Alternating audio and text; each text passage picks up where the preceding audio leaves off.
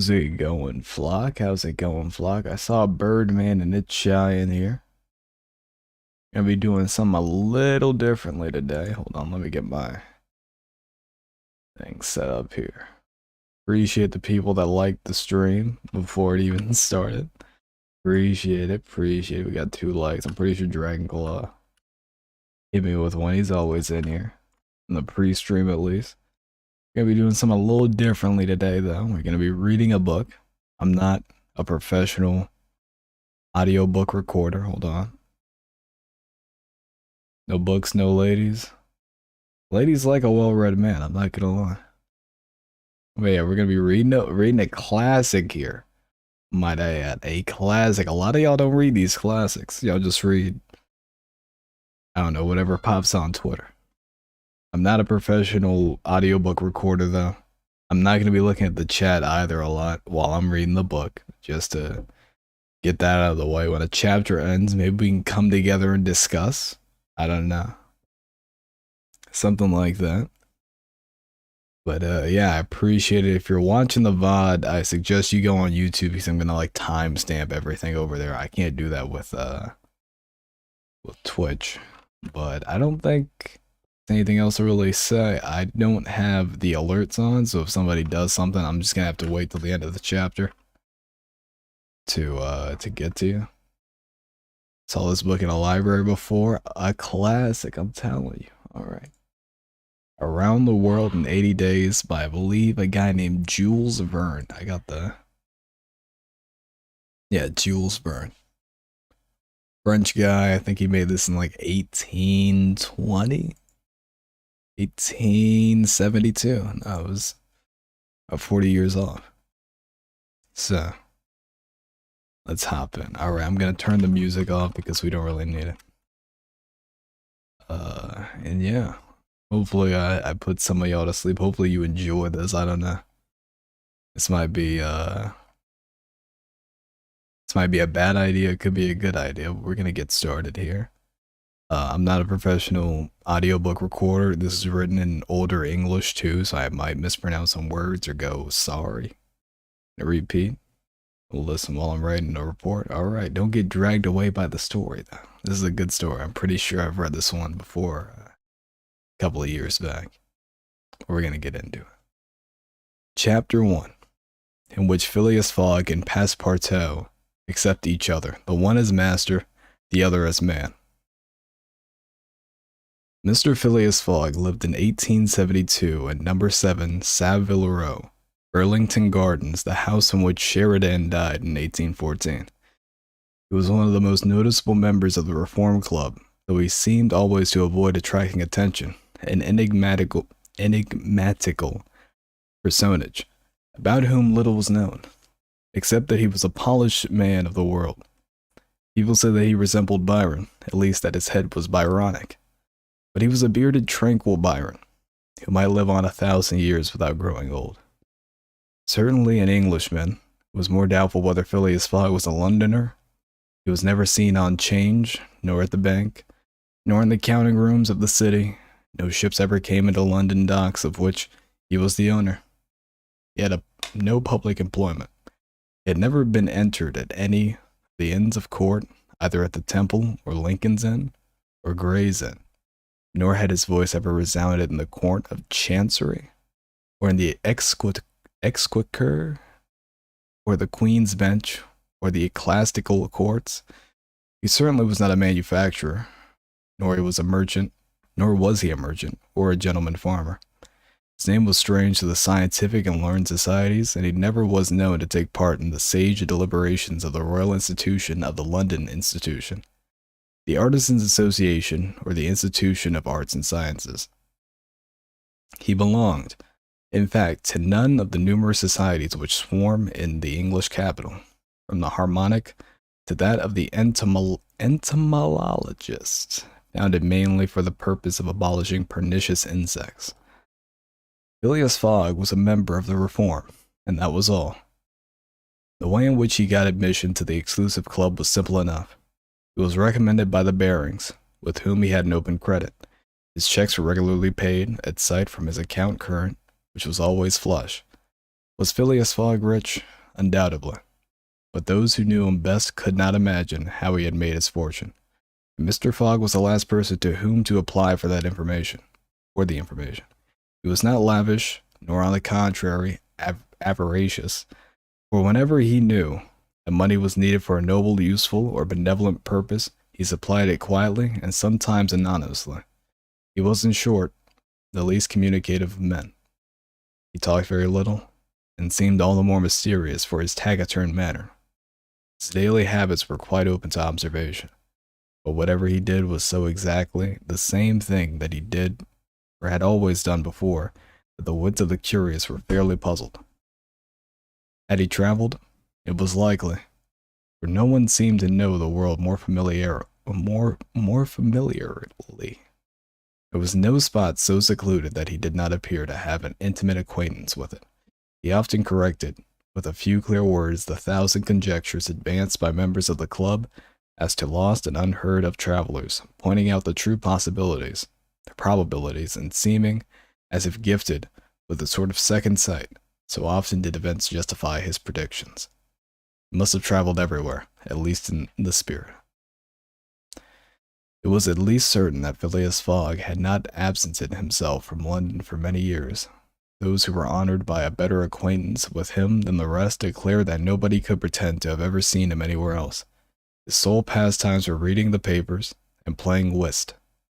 He often won at this game, which as a silent one harmonized with his nature, but his winnings never went into his purse, being reserved as a fund for his charities.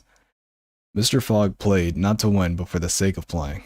The game was in his eyes a contest, a struggle with difficulty. Yet a motionless, unwearying struggle, congenial to his taste.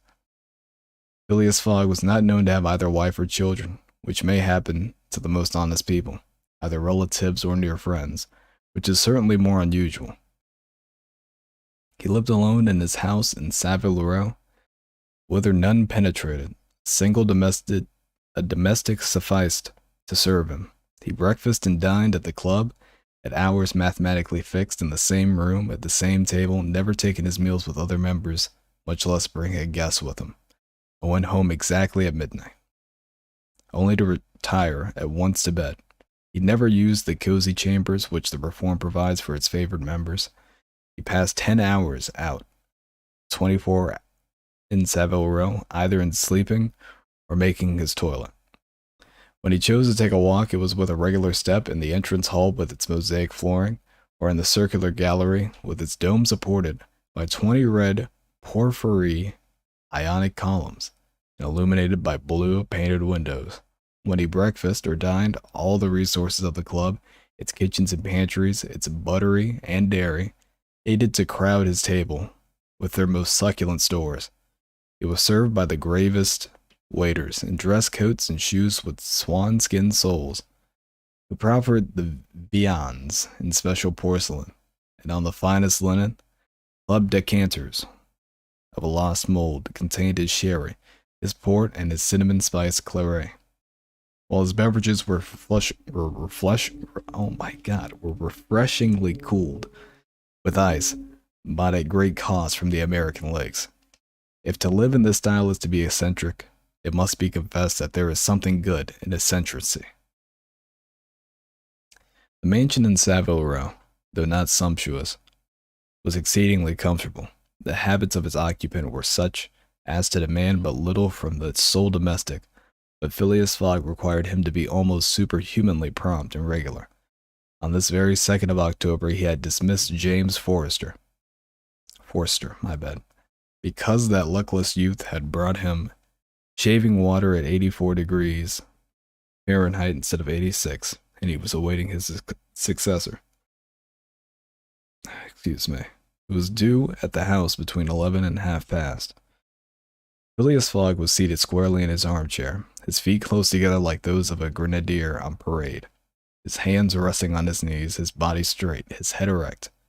He was steadily watching a complicated clock which indicated the hours, the minutes, the seconds, the days, the months, and the years. At exactly 11:30, Mr. Fogg would, according to his daily habit, quit Savile Row and repair to the reform. A rap at this moment sounded on the door of the cozy apartment where Phileas Fogg was seated, and James Forrester, the dismissed servant, appeared. "The new servant," said he. A young man of 30 advanced and bowed. "You are a Frenchman, I believe," asked Phileas Fogg, "and your name is John." "Jean, if Monsieur pleases," replied the newcomer. "Jean Passepartout, a surname which has clung to me because I have a natural aptness for going out of one business into another. I believe I'm honest, monsieur, but to be outspoken, I've had several trades. I've been an itinerant singer, a circus rider, when I used to vault like Leotard, and dance on a rope like Blondin. Then I got to be a professor of gymnastics so as to make better use of my talents. And then I was a sergeant fireman, I should say, at Paris, and assisted at many a big fire. But I quitted France 5 years ago, and wishing to taste the sweets of domestic life, took service as a valet here in England. Finding myself out of place and hearing that Monsieur Phileas Fogg was the most exact and settled gentleman in the United Kingdom, I've come to Monsieur in the hope of living with him a tranquil life and forgetting even the name of Passepartout." "Passepartout suits me," responded Mr. Fogg. "You are well recommended to me. I hear a good report of you. You know my conditions?" "Yes, monsieur." "Good. What time is it?" 22 minutes after 11, returned Passepartout, drawing an enormous silver watch from the depths of his pocket. "I bet you are too slow," said Mr. Fogg. "Pardon me, monsieur. It is impossible. You are 4 minutes too slow. No matter, it's enough to mention the error. Now from this moment, 29 minutes after 11 a.m., this Wednesday, 2nd October, you are in my service." Phileas Fogg got up, took his hat in his left hand, put it on his head with an automatic motion, and went off without a word. Passepartout heard the street door shut once. It was his new master going out. He heard it shut again. It was his predecessor, James Forrester, departing in his turn. Passepartout remained alone in the house in Savile Row. What's up, Birdman? Just got done reading the first chapter of Around the World in 80 Days. As you can tell, I am not a professional. I accidentally right-clicked on the screen towards the end there, stumbling over a couple of words, but hopefully y'all bear it with me. How are we feeling about this Phileas Fogg fella?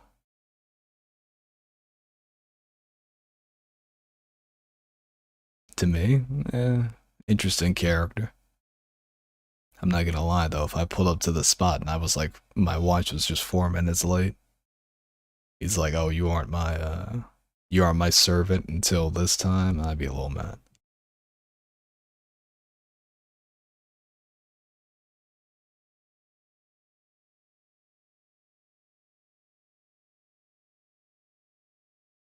Dang, it's real quiet in here. Alright. Let's hop over to... Let's hop over to chapter 2. For horror mystery, personally. At age their own.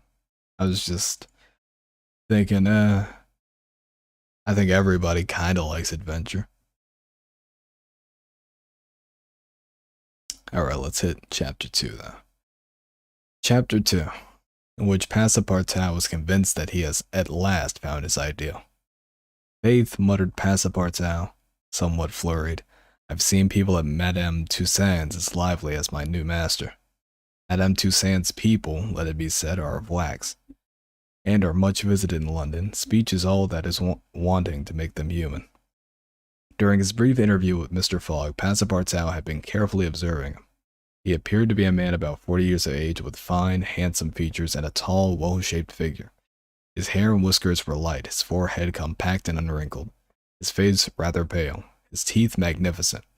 His countenance possessed, in the highest degree, what I know how to say that word. Physiognomists call repose in action, a quality of those who act rather than talk. Calm and phlegmatic, with a clear eye, Mr. Fogg seemed a perfect type of that English composer, which Angelica Hoffman, as so skillfully represented on canvas, seen in the various phases of his daily life, he gave the idea of being perfectly well balanced, as exactly regulated as a Leroy chronometer. Phileas Fogg was, indeed, exactitude personified, and this was betrayed even in the expression of his very hands and feet. For in men, as well as in animals, the limbs themselves were expressive of the passions. He was so exact that he was never in a hurry. He was always ready. It was alike of his steps and his motions. He never took one step too many, and always went to his destination by the shortest cut. He made no superfluous gestures, and was never seen to be moved or agitated. He was the most deliberate person in the world, yet always reached his destination at the exact moment. He lived alone, and so to speak, outside of every social relation, and as he knew that in this world account must be taken of friction, and that friction retards, he never rubbed against anybody. As for Passepartout, he was a true Parisan of Paris. Since he had abandoned his own country for England, taken service as a valet, he had in vain searched for a master after his own heart. Passepartout was by no means one of those pert dunces, depicted by Molière, with a bold gaze and a nose held high in the air. He was an honest fellow with a pleasant face, lips a trifle protruding, soft-mannered and serviceable, with a good round head such as one likes to see on the shoulders of a friend.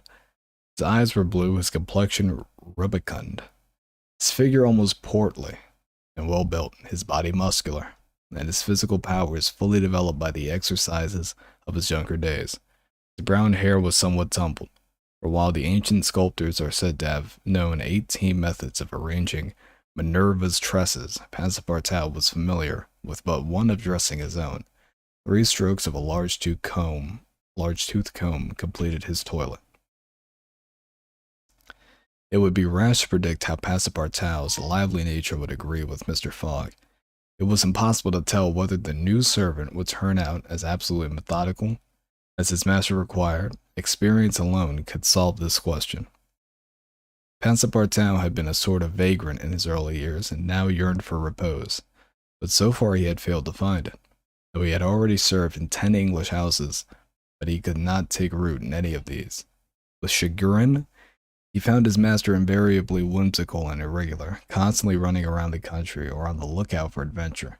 His last master, young Lord Longferry, Member of Parliament, after passing his nights in the Haymarket taverns, was too often brought home in the morning on policemen's shoulders.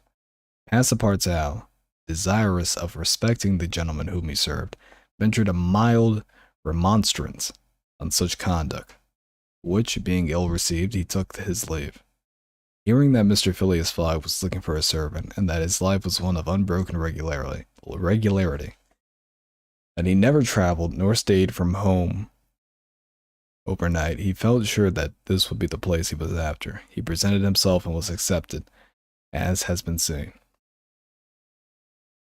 At 11:30 then, Passepartout found himself alone in the house in Savile Row. He began its inspection without delay, scouring it from cellar to garret. So clean, well-arranged, solemn a mansion pleased him. It seemed to him like a snail shell, lighted and warmed by gas, which sufficed for both these purposes. When Passepartout reached the second story, he recognized at once the room which he was to inhabit. He was well satisfied with it. Electric bells and speaking tubes afforded communication with the lower stories, while on the mantel stood an electric clock, precisely like that in Mr. Fogg's bedchamber, both beating the same second at the same instant. "That's good, that'll do," said Passepartout to himself. He suddenly observed, hung over the clock, a card which upon inspection proved to be a program of the daily routine of the house. It comprised all that was required of the servant, from 8 in the morning exactly, at which hours Phileas Fogg rose, till 11:30, when he left the house for the Reform Club, all the details of service, the tea and toast at 23 minutes past 8, the shaving water at 37 minutes past 9, and the toilet at 20 minutes before 10. Everything was regulated and foreseen That was to be done from 11:30 a.m. till midnight, the hour at which the methodical gentleman retired. Mr. Fogg's wardrobe was amply supplied and in the best taste. Each pair of trousers, coat, and vest bore a number, indicating the time of year and season at which they were in turn to be laid out for wearing, and the same system was applied to the master's shoes. In short, the house in Savile Row, which must have been a very temple of disorder and unrest under the illustrious but dissipated Sheridan, was coziness, comfort, and method idealized. There was no study, nor were there books, which would have been quite useless to Mr. Fogg, for at the Reformed 2 libraries, one of general literature, and the other of law and politics, were at his service. A moderate-sized safe stood in his bedroom, constructed so as to defy fire as well as burglars. But Passepartout found neither arms nor hunting weapons anywhere. Everything betrayed the most tranquil and peaceable habits. Having scrutinized the house from top to bottom, he rubbed his hands, a broad smile overspread his features, and he said joyfully, "This is just what I want. Ah, we shall get on together, Mr. Fogg and I. What a domestic and regular gentleman. A real machine. Well, I don't mind serving a machine." That was the second chapter of Around the World in 80 Days. Get a little bit of background on Passepartout. Hopefully that's how you say his name. Never took French growing up. How we feel? Not gonna lie, I think I might be losing my voice a little bit. How long is this third chapter right here? Oh, they're kind of getting the itinerary all set up here.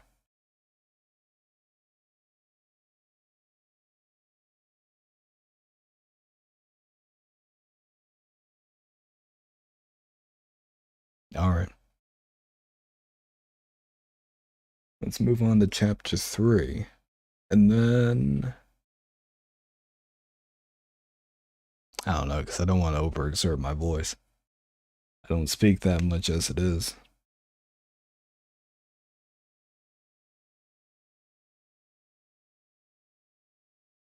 Chapter 3, which a conversation takes place which seems likely to cause Phileas Fogg dear. Phileas Fogg, having shut the door of his house at 11:30, and having put his right foot before his left 575 times, and his left foot before his right 576 times, reached the Reform Club, an imposing edifice in Pall Mall, which could not have cost less than 3 millions. He repaired at once to the dining room, the 9 windows of which open upon a tasteful garden, where the trees were already gilded with an autumn coloring, and took his place at the habitual table, the cover of which had already been laid for him. His breakfast consisted of a side dish, a broiled fish with reading sauce, a scarlet slice of roast beef garnished with mushrooms, a rhubarb and gooseberry tart, and a morsel of Cheshire cheese, the whole being washed down with several cups of tea for which the Reform is famous. He rose at 13 minutes to 1, and directed his steps towards the large hall,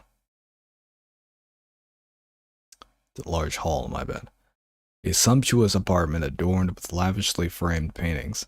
A flunky handed him an uncut Times, which he proceeded to cut with a skill which betrayed familiarity with this delicate operation. The perusal of this paper absorbed Phileas Fogg until 4:15, whilst the Standard, his next task, occupied him till the dinner hour. Dinner passed as breakfast had done, and Mr. Fogg reappeared in the reading room and sat down to the Pall Mall at 20 minutes before 6. Half an hour later, several members of the Reform came in and drew up to the fireplace, where a coal fire was steadily burning. They were Mr. Fogg's usual partners at Wills, Andrew Stewart, the engineer, John Sullivan, and Samuel Fallentin, bankers, Thomas Flanagan, a brewer, and Gauthier Ralph, one of the directors of the Bank of England, all rich and highly respectable personages, even in a club which comprises the princes of English trade and finance. Well, Ralph, said Thomas Flanagan, what about that robbery? Oh, replied Stewart, the bank will lose the money. On the contrary, broke in Ralph, hope we may put our hands on the robber. Skillful detectives have been sent to all the principal ports of America and the continent. And he'll be a clever fellow if he slips through their fingers. But have you got the robber's description? Asked Stewart. In the first place, he is no robber at all, returned Ralph, positively. What? A fellow who makes off with £55,000, no robber? No, perhaps he's a manufacturer then. The Daily Telegraph says that he is a gentleman. It was Phileas Fogg, whose head now emerged from behind his newspapers, who made this remark. He bowed to his friends and entered into the conversation. The affair which formed its subject and which was town talk had occurred 3 days before at the Bank of England. A package of banknotes, of the value of £55,000, had been taken from the principal cashier's table, that functionary being at the moment engaged in registering the receipt of 3 shillings and 6 pence. Of course, he did not have his eyes everywhere. Let it be observed that the Bank of England reposes a touching confidence in the honesty of the public. There are neither guards nor gratings to protect its treasures. Gold, silver, banknotes are freely exposed, at the mercy of the first comer. A keen observer of English customs relates that, being in one of the rooms of the bank one day, he had the curiosity to examine a gold ingot weighing some 7 or 8 pounds. He took it up, scrutinized it, passed it to his neighbor, he to the next man, and so on until the ingot, going from hand to hand, was transferred to the end of a dark entry. Nor did it return to its place for half an hour. Meanwhile, the cashier had not so much as raised his head. But in the present instance, things had not gone so smoothly. The package of notes not being found when 5 o'clock sounded from the ponderous clock in the drawing office, the amount was passed to the account of profit and loss. As soon as the robbery was discovered, picked detectives hastened off to Liverpool, Glasgow, Havre, Suez, Brindisi, New York, and other ports, inspired by the proffered reward of £2,000 and 5%. On the sum that might be recovered, detectives were also charged with narrowly watching those who arrived at or left London by rail at a judicial examination, and a judicial examination was at once entered upon. There were real grounds for supposing that the Daily Telegraph, as the Daily Telegraph said, that the thief did not belong to a professional band. On the day of the robbery, a well-dressed gentleman of polished manners and with a well-to-do air had been observed going to and fro in the paying room where the crime was committed. A description of him was easily procured and sent to the detectives, and some hopeful spirits, of whom Ralph was one, did not despair of his apprehension. The papers and clubs were full of the affair, and everywhere people were discussing the probabilities of a successful pursuit, and the Reform Club was especially agitated, several of its members being bank officials. Ralph would not concede that the work of the detectives was likely to be in vain, for he thought that the prize offered would greatly stimulate their zeal and activity, but Stewart was far from sharing this confidence, and as they placed themselves at the whist table, they continued to argue the matter. Stewart and Flanagan played together, while Phileas Fogg had Fallentin for his partner. As the game proceeded, the conversation ceased, excepting between the rubbers when it revived again. Let me take this water right here. Not gonna lie, it's been a lot.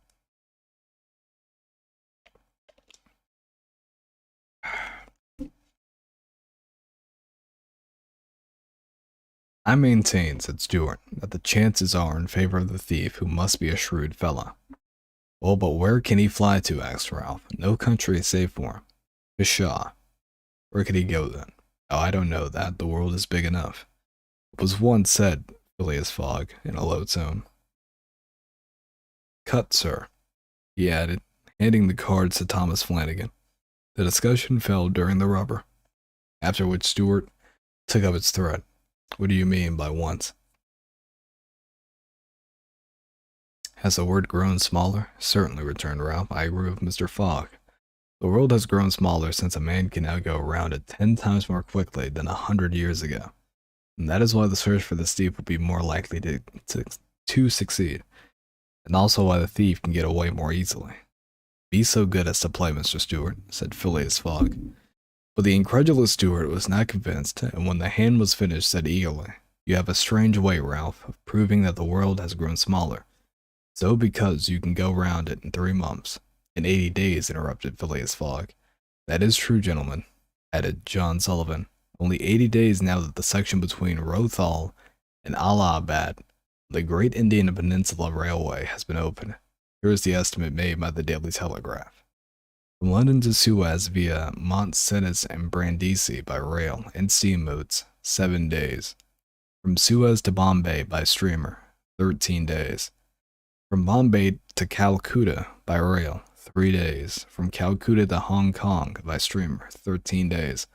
From Hong Kong to Yokohama, Japan by steamer, 6 days. From Yokohama to San Francisco by steamer, 22 days. From San Francisco to New York by rail, 7 days. From New York to London by steamer and rail, 9 days. Total, 80 days. Yes, in 80 days, exclaimed Stewart, who in his excitement made a false deal, but that doesn't take into account bad weather, contrary winds, shipwrecks, railway accidents, and so on. All included, returned Phileas Fogg, continuing to play despite the discussion. But suppose the Hindus or Indians pull up the rails, replied Stewart. Suppose they stop the trains, pillage the luggage vans, and scalp the passengers. All included, calmly retorted Fogg, adding as he threw down the cards 2 trumps. Stewart, whose turn it was to deal, gathered them up and went on. You are right, theoretically, Mr. Fogg, but practically also, Mr. Stewart. I'd like to see you do it in 80 days. It depends on you. Shall we go? Heaven preserve me. But I would wager £4,000 that such a journey made under these conditions is impossible. Quite possible, on the contrary, returned Fogg. We'll make it then. The journey round the world in 80 days. Yes, I should like nothing better. When? At once. Only I warn you that I shall do it at your expense. It's absurd, cried Stewart, who was beginning to be annoyed at the persistency of his friend. Come, let's go on with the game. Kneel over again, then, said Phileas Fogg. There's a false deal. Stewart took up the pack with a feverish hand and suddenly put them down again. Well, Mr. Fogg, said he, it shall be so. I will wager the 4,000 on it. Calm yourself, my dear Stewart, said Fallentin. It's only a joke. When I say I'll wager, returned Stewart, I meant it. All right, said Mr. Fogg, and turning to the others, he continued. I have a deposit of 20,000 at Barings, which I will willingly risk upon it. £20,000, cried Stewart. £20,000. But you would lose by a single accidental delay. The unforeseen does not exist, quietly replied Phileas Fogg. But Mr. Fogg, 80 days are only the estimate of the least possible time in which the journey can be made.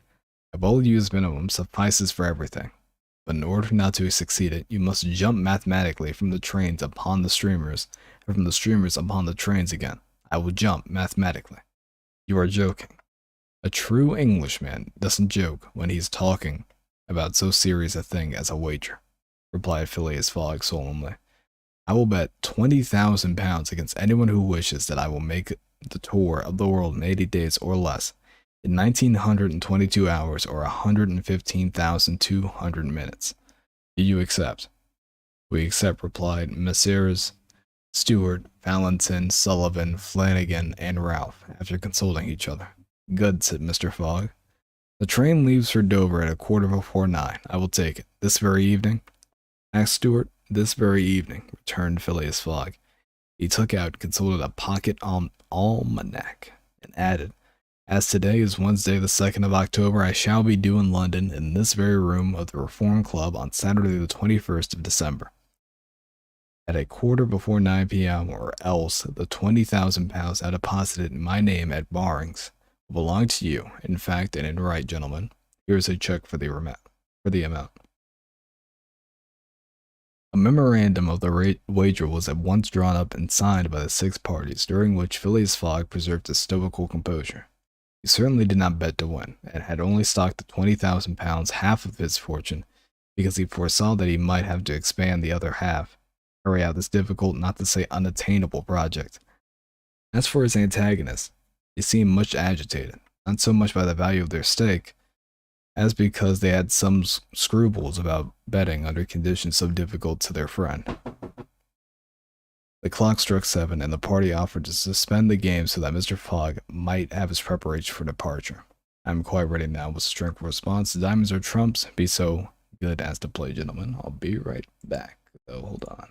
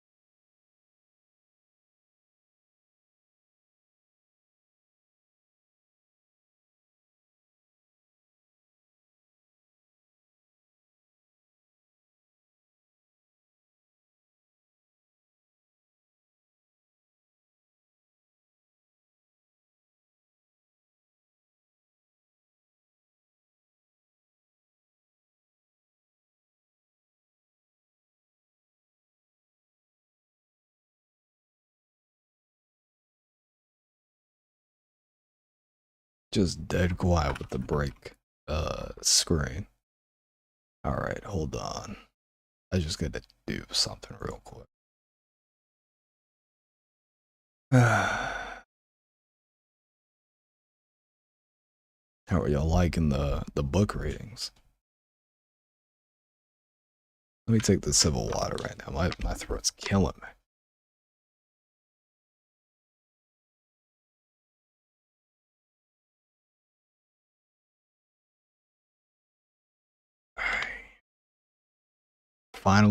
Finally going around the world. Hooray.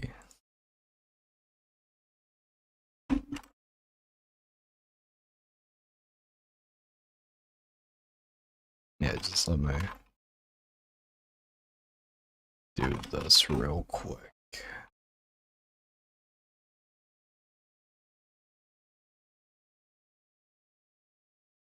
Alright.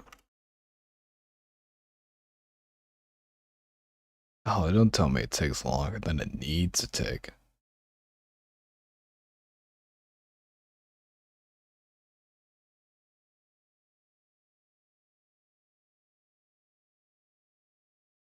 Oh my god. Alright, I might have to end the stream. So I gotta... Man, alright.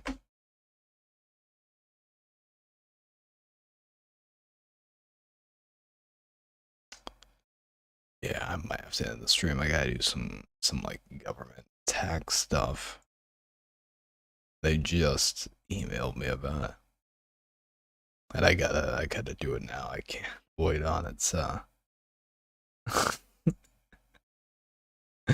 lamest stream ever. Alright. I'm sorry. I'll play it out. Friday we'll be playing Among Us. Hopefully nobody like snipes me as the imposter. Y'all aren't watching the stream while you're playing and going, oh, the Hawk's the imposter and stuff like that. But yeah, let me get this stuff out of the way. I'll see y'all later.